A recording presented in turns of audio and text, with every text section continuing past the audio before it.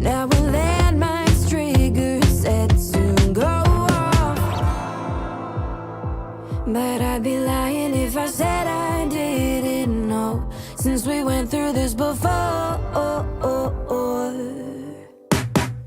Stayed away, put those feelings to rest, but I say that it started again. I was wrong when I thought that you knew best, 'cause look at this big mess. You said it'd be painless.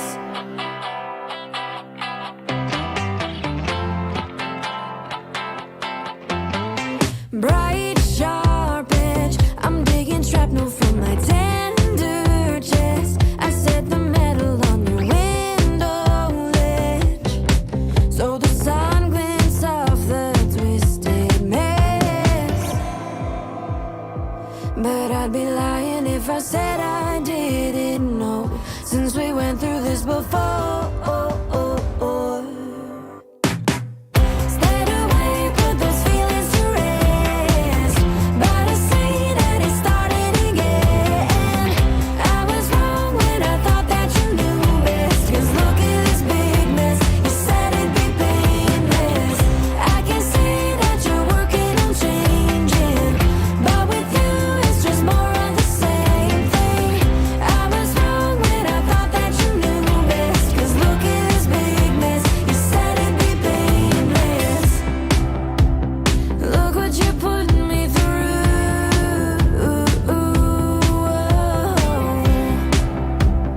What are we gonna do?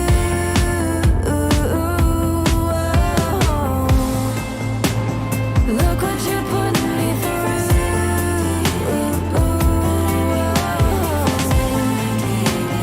Why do we gotta choose?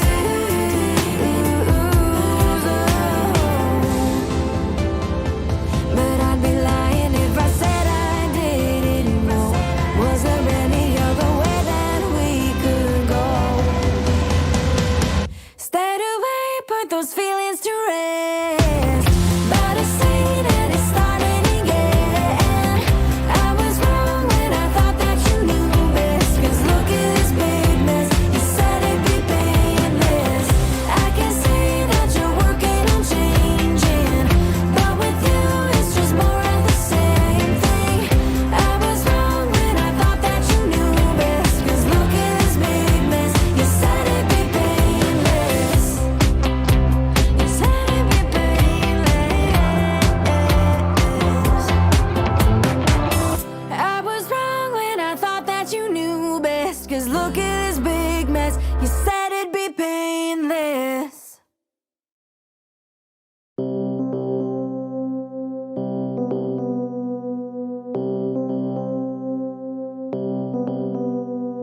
Where can we go from here?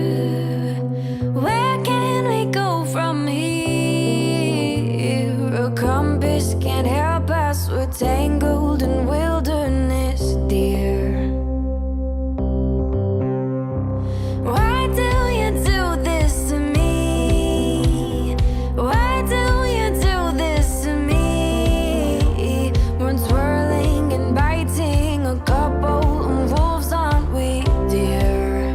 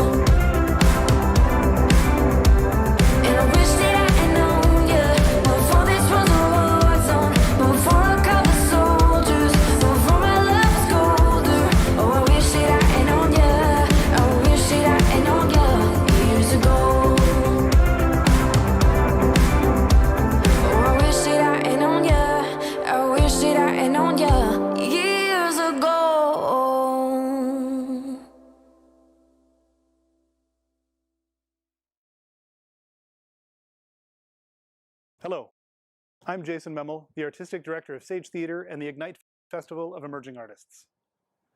The land where the festival is organized and where many of the festival artists reside is called Mokinstis and is in the Treaty 7 territory, including the traditional territory of the Niitsitapi, or Blackfoot, Nakota, or Stoney, and Tsuut'ina nations, as well as Métis Nation Region 3. We are grateful to tell stories here. We also acknowledge the ongoing oppressive colonial history of Canada. We must listen to the stories now coming to light, engage with the pain we find there, and demand action from our elected officials to break the cycle. To make a festival of this size work takes a lot of support. If you're interested in getting involved, we'd love to talk to you about volunteering or donating to Sage Theatre. You can be part of the family that helps bring stories to life and supports over 100 emerging artists every year. We consider our supporters to be part of our family.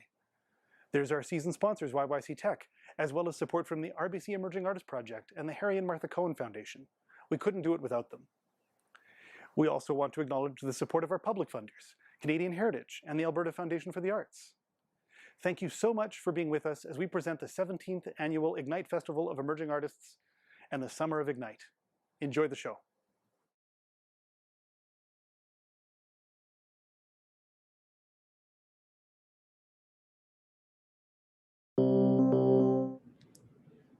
Hello, and welcome to day 2 of Ignite 2021. I'm Maisie Denny. And I'm DeVary Bess. Thank you for joining us. I'm so excited. We have an event that is packed to the T today. We have 4 lovely things coming up, or performances, I should say, not things, performances.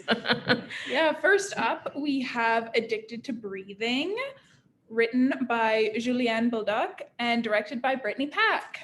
It's part of an initiative we like to call Scene Switch.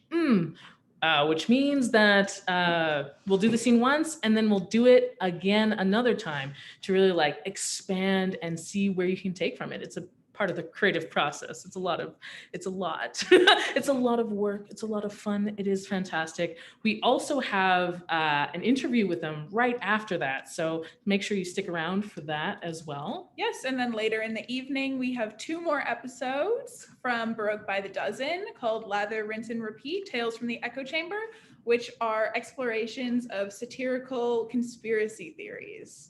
But first, let's get started with I'm Addicted to Breathing. Now, just to let you know, we do have a couple content warnings, so please be aware that there will be conversations about there will be mentions of drug use, anaphylactic shock, experiences of dismissal in a medical setting, as well as difficult with breathing. So if you're unable to experience this content, you should come back in about 10 minutes.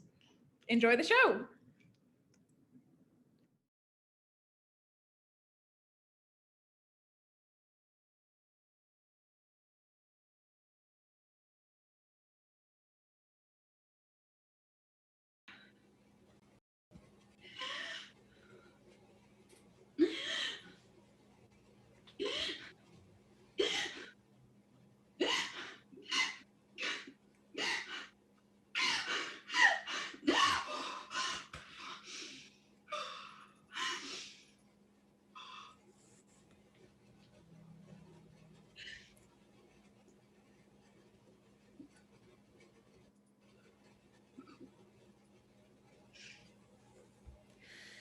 Hello, Joelle? Yes, Why are you here? I anaphylactic reaction. Joelle, you are sick. You're putting yourself in the shoes of a sick patient. She needs someone to be with her right now. Bigger emotions. Don't be so shy. Be comfortable in the nasty skin of the patient. Yeah, they have a hard life. I see. Do you have any medical conditions? Yes, anxiety, severe allergies. Yes, I see here. Okay. Joelle, see, the doctor clearly does not get you. You've had to explain yourself how many times, and what is she focusing on? Anxiety. Okay. I'm feeling my allergies coming back. I'm dizzy, cramped, nauseous. Why am I in this room with a straitjacket? I don't understand your question. You said anaphylactic reaction. Is No, that something that happens a lot? Uh, What do you mean? I mean, why am I in this room? A shower in the corner. Clearly not a patient room. We This. had nowhere else to put you.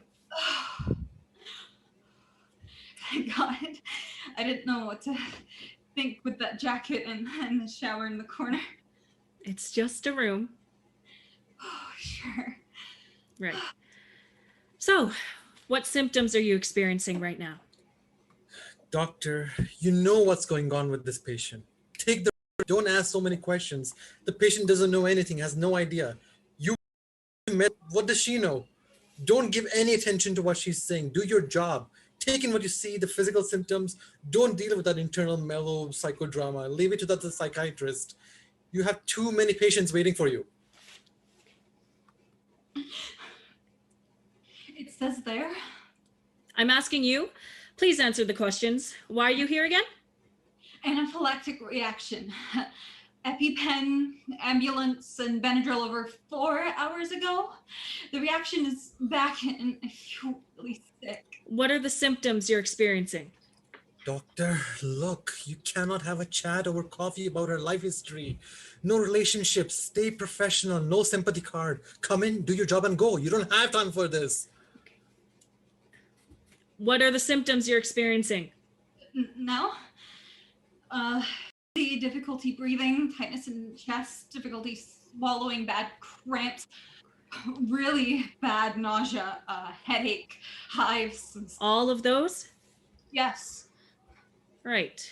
What do you want? What? Are you waiting for medication? I usually get medication, steroids, more Benadryl. Sometimes they give me something for nausea. See, she only wants drugs. You don't want to deal with this. Steroids. Do you want that? You do know prednisone is awful for your liver. I don't know. You shouldn't be taking it all the time and for nothing. So you want medication. I want to feel better. I'm not. Bigger. Make them cry. Do you want some? What? I'm trying not to puke here. Joelle, she does not believe you. Make her believe you. Make her rethink what she's thinking. Change her mind. Let's try a different tactic. Play it more realistically. Okay? Is that your worst symptom? Yes, I know I have anxiety, but it's not all in my head. I do know a lot about allergies. I don't have a lot of time here, and I'm trying to figure out what's wrong with you. But I'm telling you what's wrong with me. Okay, well, what is your main difficulty right now? Nausea, cramping, breathing. Doctor, you've been working all night. Remember, you're exhausted. She wants attention. What are the issues? Nausea. She's a girl. Check her age. Pretty straightforward. Yes, you mentioned nausea. When did you last have your period? But why do you need to know? I don't know. I'm due soon. Are you sexually active? Don't see how this Please is- answer the questions. I have a boyfriend. Yes. Okay. I'll have someone take your blood work, and then someone will come to get you to get an ultrasound. Dismissive. Great. An ultrasound? Yes, to see if you're pregnant. I think that might explain why you're nauseated. What? Yes, you might be late, you have anxiety, and we'll check to see if you're pregnant. Pregnant? But I came here for an anaphylactic shock. More struggle. Yes. Are you kidding me? Do you know for sure you're not? Of course not. Exactly. Most females your age are usually pregnant. But I'm dizzy. And Please go to room 11. What?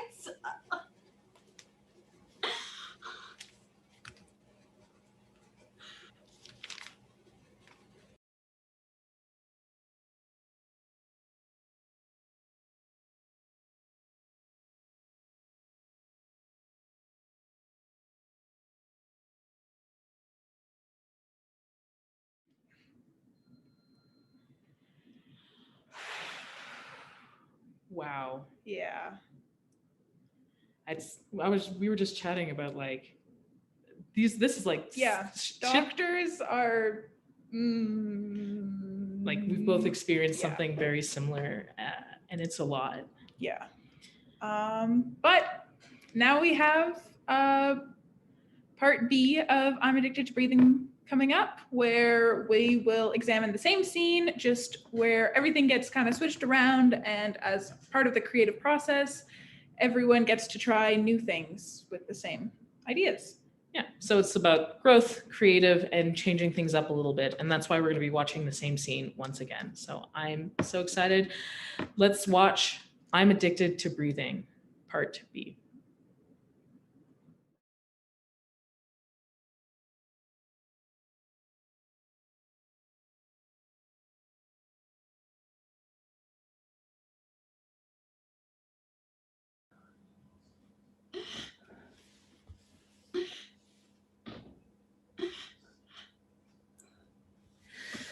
Hello, Joelle? Yes. Why are you here? I, anaphylactic reaction. I see. Do you have any medical conditions? Yes, millennials, lazy kids. I'm not lazy. I just need help. I have anxiety and severe allergies. Yes, I see here. Okay. I'm feeling my allergies coming back. I'm dizzy, cramps, nauseous. Why am I in this room? I don't understand your question. You said anaphylactic reaction? Is that something that happens a lot? Or No, I mean, what do you mean? why am I in this room? This. We had nowhere else to put you. Patients dying in the halls. They stick me with the... Look, I don't want to be here either, like you, okay? That's a relief, though. I didn't know what to think with the jacket and the shower in the corner. It's just a room. Sure. Right. What symptoms are you experiencing right now? I know so much about your condition. Why are you even eat peanuts? It should say there. I'm asking you. Please answer the questions. Why are you here again? Anaphylactic reaction, EpiPen, ambulance and Benadryl over 4 hours ago. The reaction is back. I feel really sick. What are the symptoms you're experiencing? Like epic drama queen. Sometimes it happens. Okay, right now I'm dizzy, difficulty breathing, tightness in chest, difficulty swallowing, bad cramps, really bad nausea, headache, hives, and swelling. All of those? I've been here for 36 hours. This is absurd. Yes, all of those. Right. What do you want? What? Are you waiting for medication? Yeah, I usually get medication. Meditation nation will fix it. Nature won't fix this. I need help. But steroids, more Benadryl. Sometimes they give me something for nausea. Steroids? Do you want that? You do know prednisone is awful for your liver. I do. I've been here for 2 days going out of my... I'm sorry. I don't know. You shouldn't be taking it all the time and for nothing. So you want medication? I want to feel better. Do you want some? I'm trying not to puke here. Is that your worst symptom? We're on the same... God, yes. I know I have anxiety, but it's not all in my head. I do know a lot about allergies. Look, I don't have a lot of time here, and I'm trying to figure out what's wrong with you. I don't have a degree, and I could tell you. I don't even know you. What is wrong with you? I'm trying to tell you what's Okay. wrong. Well, what is your main difficulty right now? Nausea, cramping, breathing. Yes, you mentioned nausea. When did you last have your period? Why do you need to know? A while? I don't know. I'm due soon. Does your karma accept it? What was your karma then? You're here too. Are you sexually active? I don't see how Please this. answer the questions. I have a boyfriend. Yes. Okay. I'll have someone take your blood work, and then I'll have someone else come around and take you to get an ultrasound. Ultrasound? Yes, to see if you're pregnant. I think that might explain why you're nauseated. What? Yeah, you might be late. You have anxiety, and we'll check to see if you're pregnant. Pregnant? But I came here for. Yes. Are you kidding me? Do you know for sure you're not? Of course not. Exactly. Most females your age are usually pregnant. I'm dizzy and then the hives. Please go to room 11. What?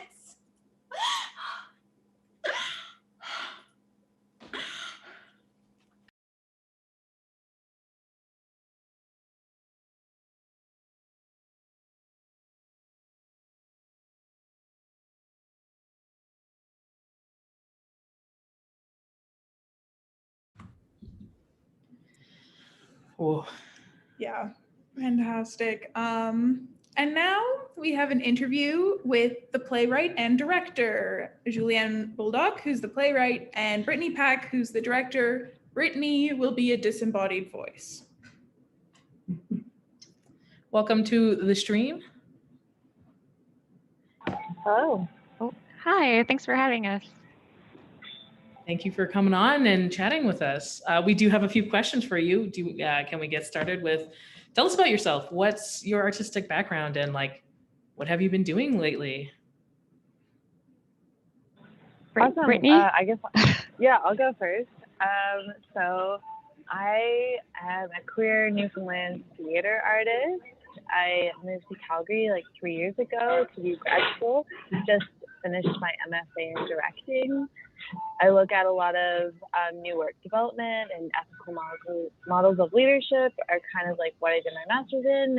And yeah, I've just been hanging out and navigating this COVID life. Awesome. Thank you for sharing. What about you, Julianne? Yeah, I am from Northern Ontario, Francophone, tons of allergies, which is why I wrote this play. It was a bit of an easy stretch for me to go in there. I also paint. I'm a certified teacher, but I love the arts so much that I came to Calgary to do an MFA in playwriting. So then I started with I'm addicted to breathing because every time I had an anaphylactic reaction, all I kept thinking, oh my God, I'm so addicted to this air that I'm breathing. And I had a stage performance through Zoom on Adeline this year. Oh, nice. Awesome. Yeah, I love the title. I'm addicted to breathing. It's just so, yeah. Thank you. Do you guys have any history with Ignite or any other like festivals, or is this your first kind of Newbie for me. Do you want to go Yeah, Brittany same. first and then go Julianne? Because Oh, we'll just yeah, keep- so Yeah. this is my first time working with Ignite. It's been an amazing opportunity. I've been really grateful to have the opportunity to like do two versions of the scene. I love this idea, but yeah, this is my first time working with Ignite. Nice. Oh, it is an amazing opportunity. I'm so excited when I heard and I got the email and they said, oh, you get to play with two scenes and then we'll do a full podcast of your play after. I thought that's great. Then I get to play with it and see how it goes. And Brittany's been so great with that. We just have crazy ideas and we just throw it at each other and then try and see. So yeah, newbie, and I've loved everything. Nice. Wow, that was fantastic. How has been what are your feelings on the process of creating two scenes and like building and expanding on that? I don't know. It's been really cool. This is the first time that me and Julianne have worked together, so we're like building that relationship, which has been really great. But it's not often that you get to kind of take a scene that's already been written and established and then apply lots of different disruptive techniques or kind of tools.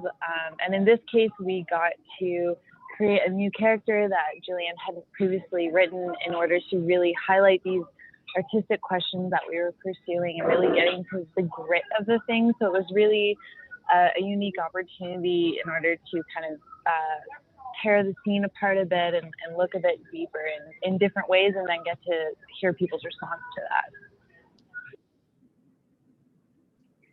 Yeah, it was so much fun having to get the chance to look at, what thrives, what's the key point about I'm addicted to breathing, apart from an anaphylactic reaction, about why I've often discussed this with fellow other females who've told me they've gone in and been told, oh, you're pregnant. And so, and you're there for an anaphylactic reaction or something else. So it was nice to be able to discuss this in depth. And while not looking to discredit doctors or nurses for not, but mostly just focus from the female perspective of an allergy reaction. And then also inform, what is an allergy reaction like? What does it feel like? Which I've been told not a lot of people know. So it's really fun to play with that. How many stage reactions do you put? Do you tell people to breathe, when to breathe, how to choke, when not to breathe?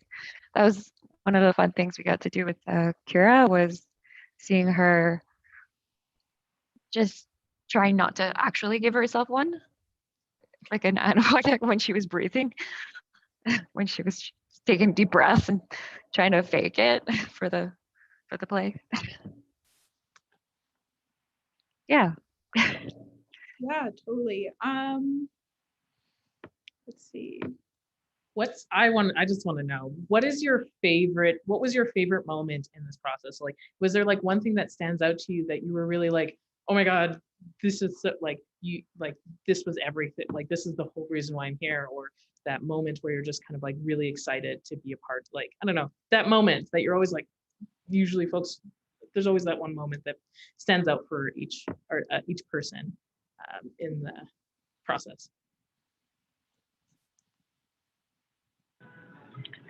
There was a moment when we were, trying different, devising techniques and tools, and sometimes you go through and it's like, oh, like this is okay. And then we switched the disruptor from one thing to another. And I think we all turned our screens on at the end of the scene. We're like, oh my gosh, like that's worked, like that's it, like that's the thing that we're gonna do. And it was just like that kind of collective joy that you usually feel in a theater in tech, but it was like really cool to feel that over Zoom and have that sense of community, and then see where we lifted off from there. That was probably my favorite moment of the process. I have to agree. That was definitely one, but my first thought was when we were talking about what's the artistic direction, and after everyone had read it and everyone's like, oh yeah, I can see this is what's important, this is the key point, and this is the other point. So as a writer, I thought, oh, they actually get my point. My point is coming across. It's that key moment where it's like, yes, thank you everyone for understanding what I'm trying to express, what it's like, how I'm trying to feel. And when you see that come alive with Kira, with having difficulty breathing, and you see that anxiety building up, it's just so great. I can't even express it properly. Although I'm a writer, apparently I can't verbally express it right now. I have a question for Brittany. Do you have any allergies, or have you ever had the experience of what the play is about, personally? No, I haven't. I've been very fortunate in order to live without allergies. My cousin, who's basically like my sister, lives with very intense allergies. So it's something that's always been a part of my life, and I'm very mindful of, but I haven't been personally affected by it. So it was, it's one of those processes or projects where you really need to make space for the personal experience and highlight that and lift that up and find ways to support it instead of imposing ideas or what this is what I think as a director a reaction should look like. and really like creating space for that experience was really important, I think. Yeah, one of the great things with working with Brittany when we started working was that I don't know, you just seem to have the same vision, have the same idea. And once we got, we didn't really spend that much time on that because it just seemed as if we kind of clicked on that point, and then we could just throw ideas at each other on where did we want to see where we can disrupt or play around with. What can we see? Where did we want to go with this? So it was really great for that. So I was just trying to turn on the lights. That's I do is this I have a bunch of questions because I just want to keep knowing more about you folks and more about your working with Ignite and this project. But is this the first time you folks have been working on Zoom, and how is that, if it is your first time or not your first time because of the pandemic?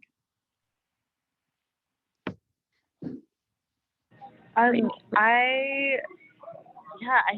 I've kind of tried to stay away from the Zoom situation. I've been very fortunate that I was able to do my thesis in person, and we got a live audience. So this was my first time like running a rehearsal hall like on Zoom, which I was really intimidated by, and I thought it would be really difficult, but that sense of community and also working with many artists that we've worked with before really helps. But it's definitely a tricky thing to navigate. Yeah, it's actually my second. My thesis play for my MFA, for my master's, was on Zoom. And it was, yeah, it was very, I collaborated with a great group. It was with the Drama 500 on campus, who were very dynamic and a lovely bunch. Kathleen was in that class, and as well with the director from Lunchbox Theater, Bronwyn. She's also great. She's great to collaborate on that. And we kind of just played around with the visuals, the effects, what we're able to do, how to connect people through Zoom. My favorite part was that I was able to invite family from Ontario. I got family. Yeah. So that was the great part. I mean, I'm anxious now that with the vaccine and everything that we all gonna get to spend time actually in theater and have that collaborative experience again, that like in-person experience. But it was great to have my family see it. That's so exciting. That's fantastic. Thank you so much, Julianne and Brittany. That's all the time we have for today. Your work is incredible, and we look forward to seeing the rest of the podcast later this summer. Yeah, I'm excited to see more of your work as well. So I hope to make sure that we can, so we get to see that. Yeah. So we're gonna ask you to take a moment, say bye, and then Hi. Well, thank you for having us. Yeah. Thank you so much. be safe. Now, We'll take a quick moment to remind you that if you haven't donated to Sage Theater, you should. And there's a doubling initiative where every dollar that you donate gets matched $2. So last night, $220 were donated to Sage Theater, which means we ended up with $660, and I think that's pretty cool. So you should take part in that and donate if you haven't already. Or if you have, you should donate again. donate so that we can keep having initiatives like this and keep creating amazing content. So yeah, and supporting artists, which is so important. So we're going to move along to the next part of the evening. We are going to be having some lovely conspiracy theories. Yeah, our last two sections of the night come from Baroque by the Dozen, which is a local theater group, and their project Lather, Rinse, Repeat, Tales from the Echo Chamber. First up, we have the episode entitled Feline Sapiens. And this is meant to be satirical. So enjoy the show.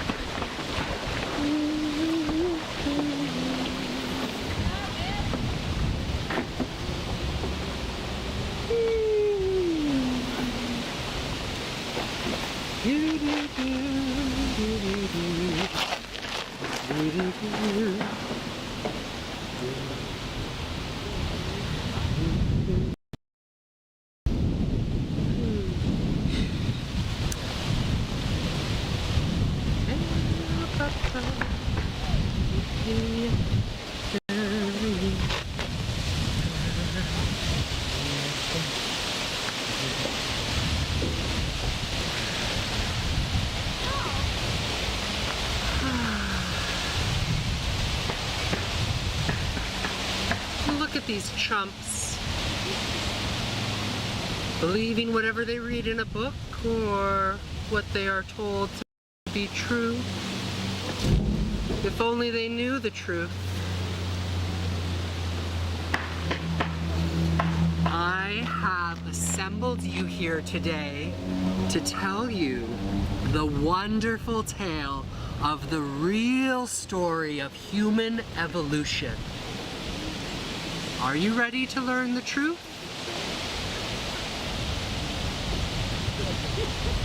We are all just evolved cats and dogs.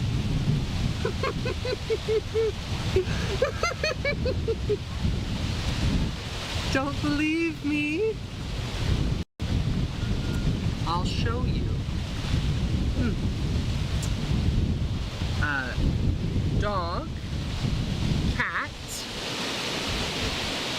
dog, dog, cat, dog,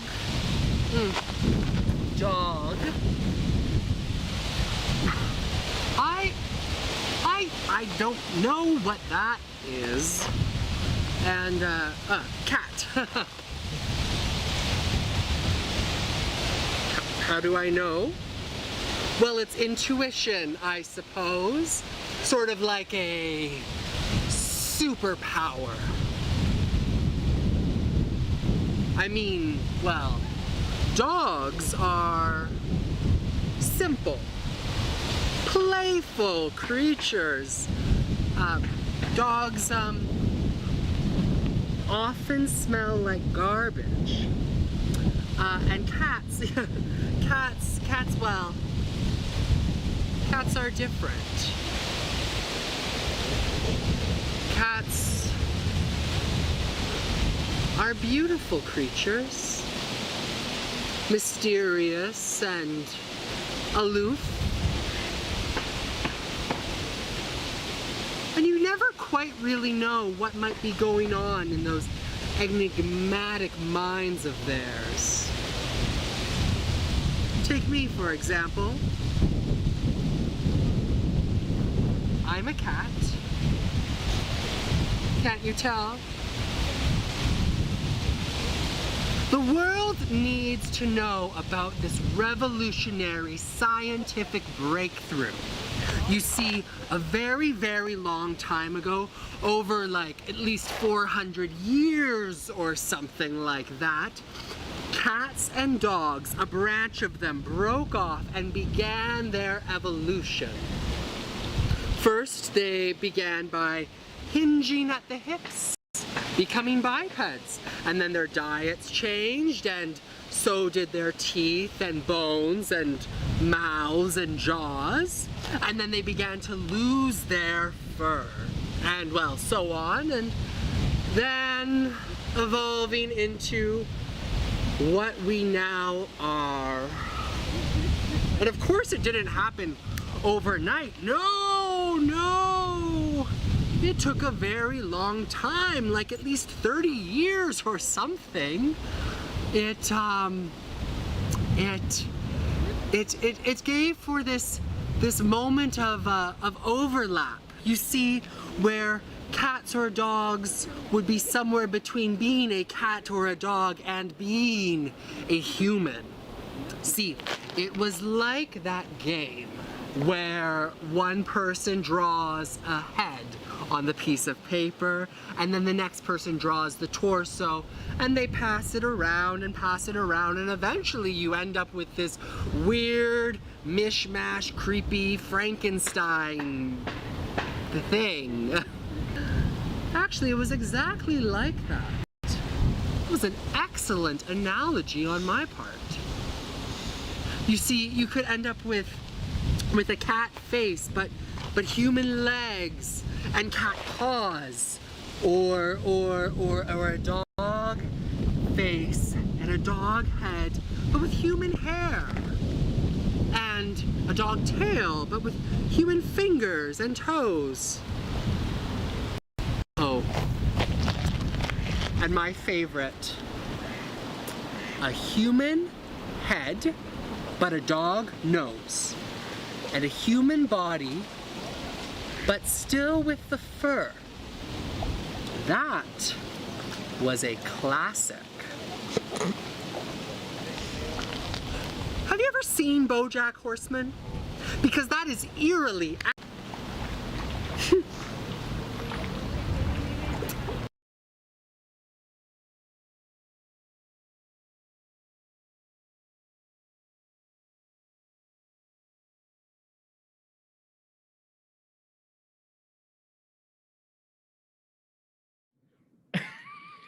So, okay, I'm wondering, the live action Cats movie that came out last year, are Mhm. those just unevolved humans? Like the mix, like the Yeah. what is it? The missing foot? What is it? The missing link between is that what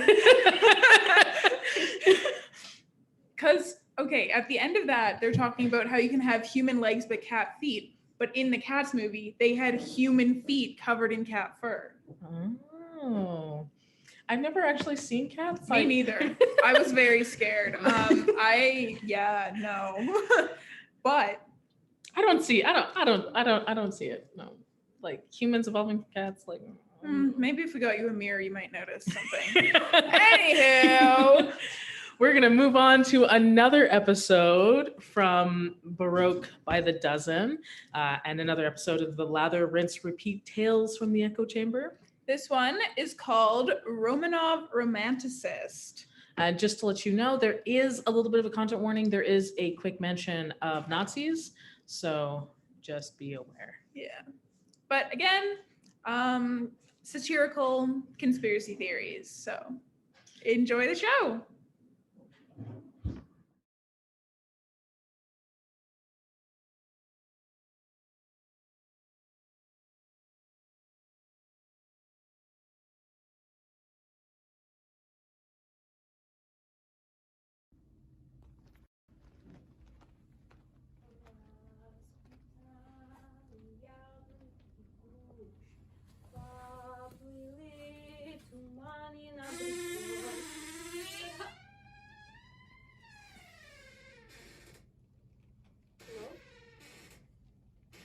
Who's there? You should go away. I said go away! I don't have your money and it never went. Oh. Sorry, I thought you were someone else. It's been a while since I've seen anyone. I have friends though, like the squirrels, a couple crows. Let me make you some tea.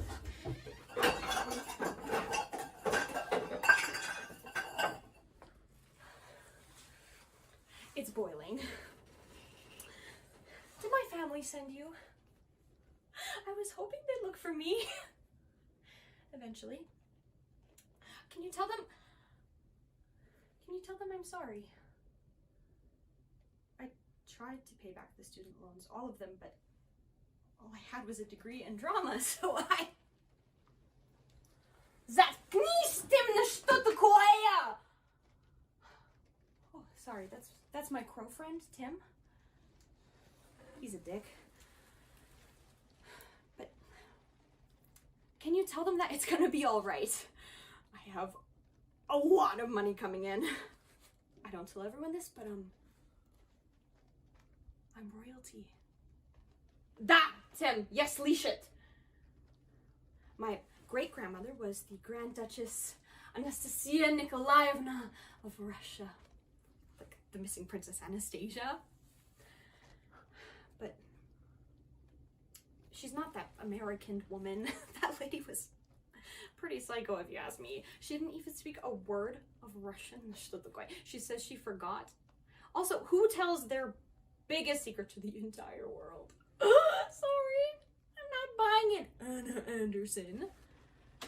But there was one South African lady who came really close. She had the right look. Her story lined up. She only told one person, too, who then blabbed it to the entire world. But what can you do?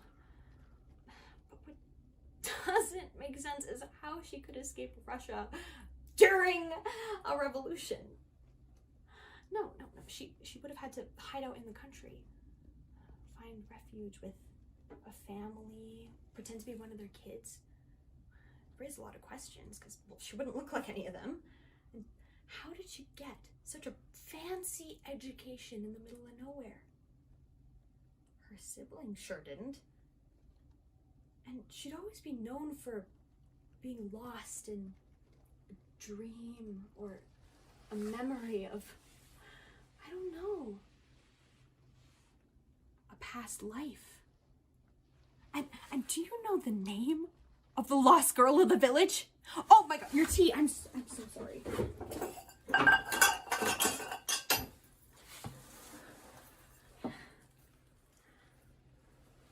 Do you know the name of the girl in this village? Anastasia. Now, I know what you're thinking. If she is the missing Princess Anastasia, why wouldn't she change her name if she's being searched for? Well, if you know anything about being a fugitive, that's mistake number 1, buddy. If she's going by some fake name and someone calls it out and she doesn't answer just once, what doesn't matter who she was, they would throw her in prison on the spot. This was Soviet Russia, people. So you can tell my family that it's all right. I figured it out. And I'm gonna get it all back. The palace, the riches, the life I deserve. Tim! Zatknis! And it's gonna be okay. I've got some folks working on it. Just tell them to keep their eyes open for some squirrels. Расцветали яблони и груши, поплыли туманы над рекой. Выходила на берег Катюша, на высокий берег, на крутой. Выходила на берег Катюша, на высокий берег, на крутой.